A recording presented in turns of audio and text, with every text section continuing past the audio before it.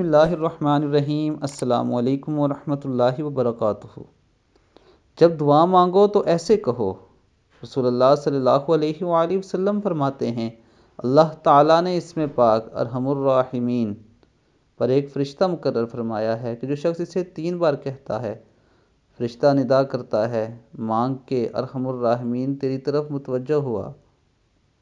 دوستو، جو کتنا خوش قسمت ہوگا جس کی طرف اللہ رب العزت متوجہ ہوں اور اس کی بات کو سنیں۔ اس لیے دوستو، ہر دعا میں آپ ارحم الراحمین ضرور پڑھا کریں 3 مرتبہ۔ اللہ تعالیٰ اس کی برکت سے آپ کی دعائیں قبول فرمائے گا۔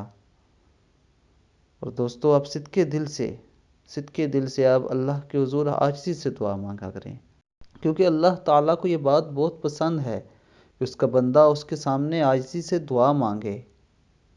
اور جب کوئی شخص ایسے کرتا ہے تو اللہ تعالیٰ اسے ضرور وہ چیز عطا فرماتے ہیں۔ اللہ تعالیٰ ہمیں صدقے دل سے دین اسلام پر چلنے کی توفیق عطا فرمائے۔ السلام علیکم ورحمۃ اللہ وبرکاتہ۔